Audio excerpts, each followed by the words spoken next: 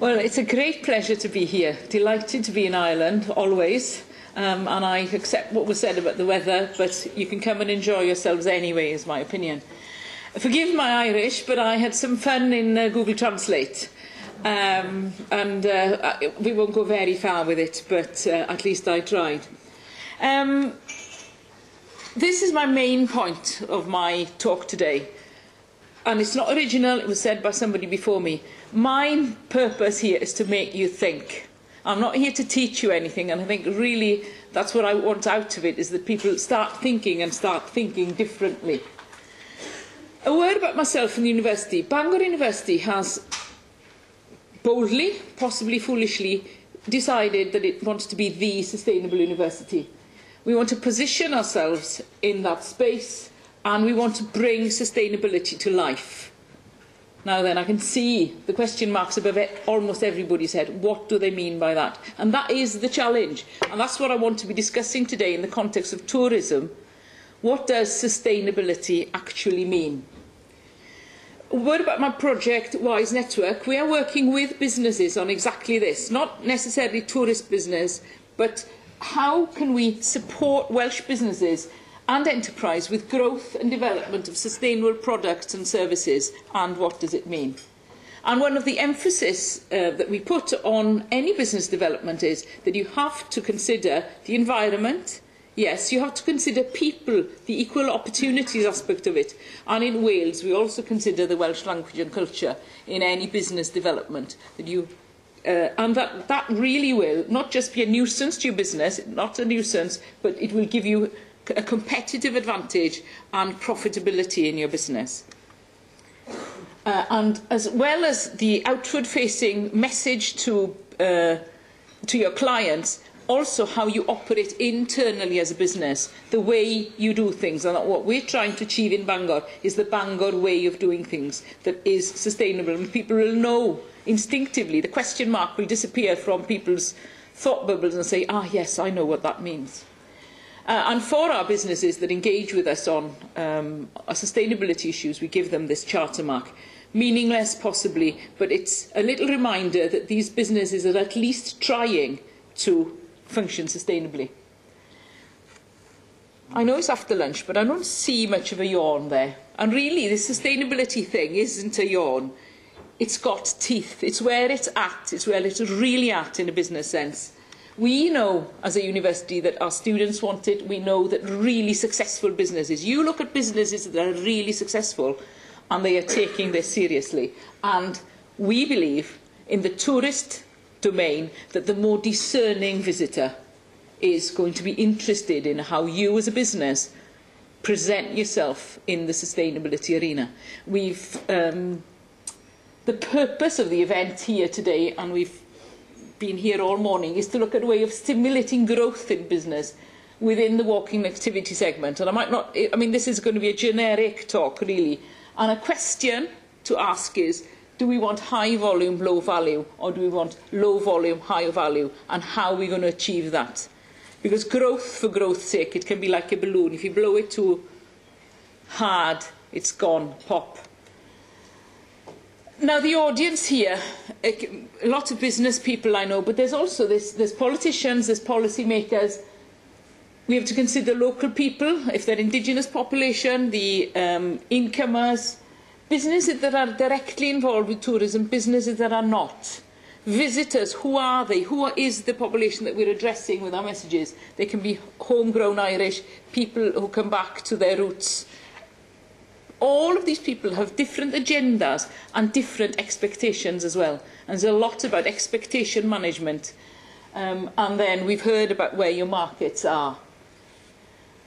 Now, tourism, and this is a Manila Declaration on World Tourism, says that it's an activity that's essential to the life of nations because of its direct effects on social, cultural, educational and economic sectors of national societies and on their international relations.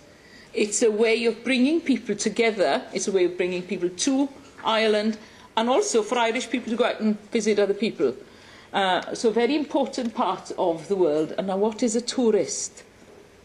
That's another question, isn't it? How does a tourist view him or herself?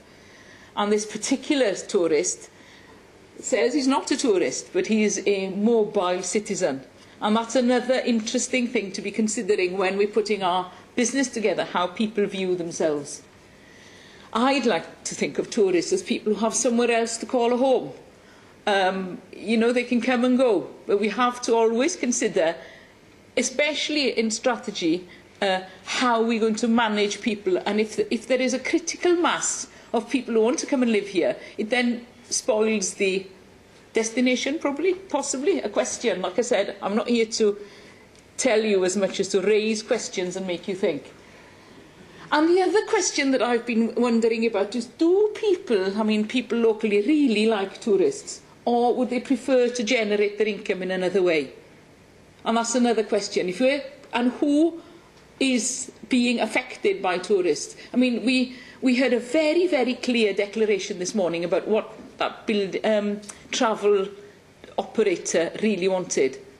But that was placing huge demands on somebody. Somebody had to work very hard, very cheaply, in order to satisfy the needs of a tourist company. So I think it's a very interesting and valid question to ask. And I've travelled, I was making a list in the ferry on the way over of all the countries I've been to as a visitor or on business.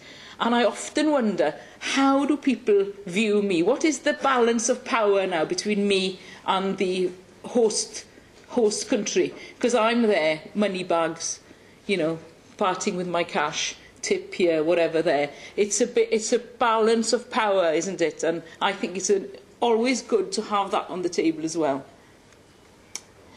Having said that, as in Ireland, and similar statistics, and we won't go into them, the take-home message of this slide is we cannot ignore it. It's important in the Welsh economy. So whatever I've said about liking tourists or whatever, we really like them. We really want them to come. And we will paste a smile on our faces, which is what happens, isn't it, really? So most of our tourists are UK-based. Ireland may be close to the UK. Wales is a caravan attached to England. They come to us first, and some people bring the caravans with them. International tourism, well, there's the 4 countries, your good selves, because of course you need to cross Wales. All the fabulous places that Peter showed you, they're the closest place to you. It's a fabulous place, don't forget us. And then, so Ireland, France, Germany and the USA, very similar profiles really. And again, the top line of the results, financial, tourism is here to stay. And I think this is a great strapline that I made up myself. To come to Wales because it's a holiday abroad at home. You know, we are a different country. We are not England. Quite different. So you can still come there, speak English, enjoy yourselves, not get lost.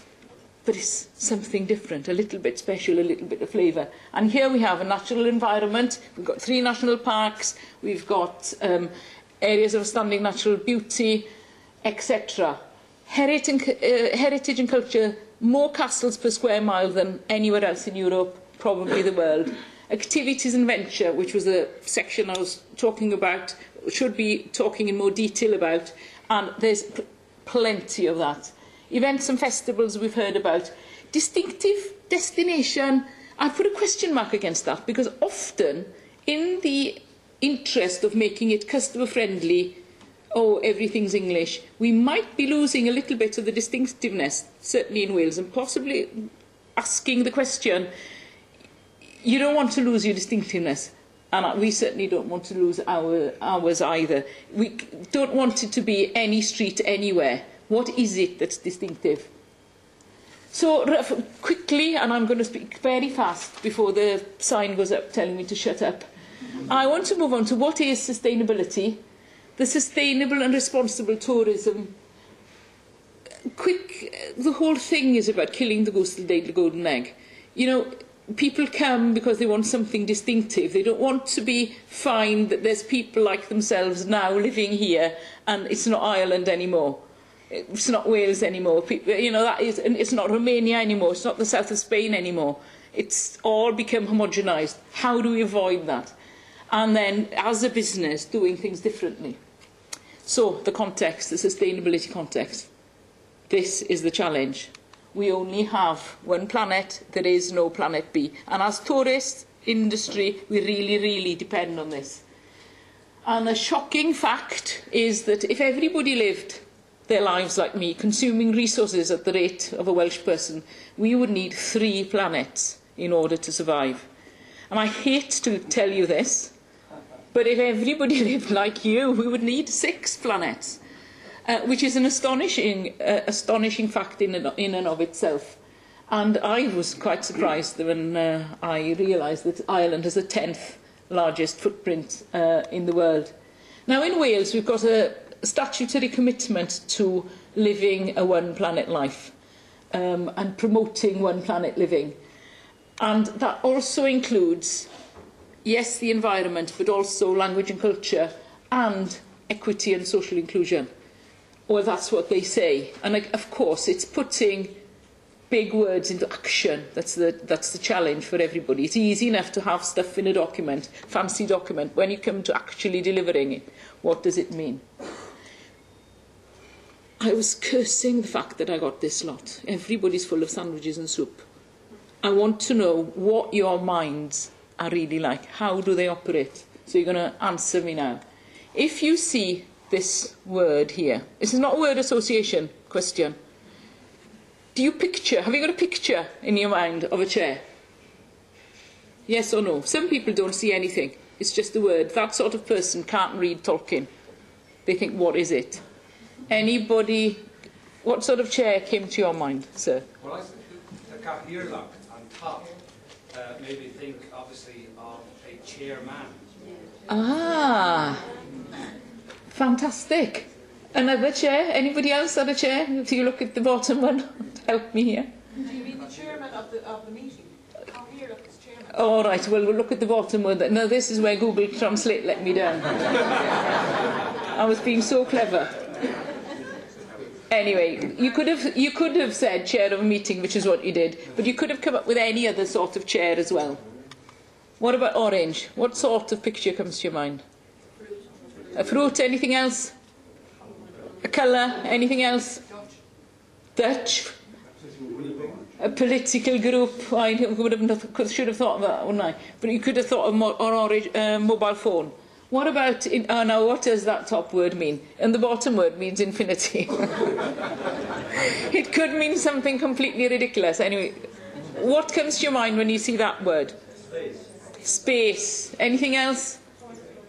Toy Story, Buzz Lightyear, From Here to Infinity and Beyond. Now what about sustainability? And weirdly, that was a word that Google Translate didn't help me with. And I do not believe that Irish doesn't have a word for sustainability. We're 10 biggest in the world for a reason.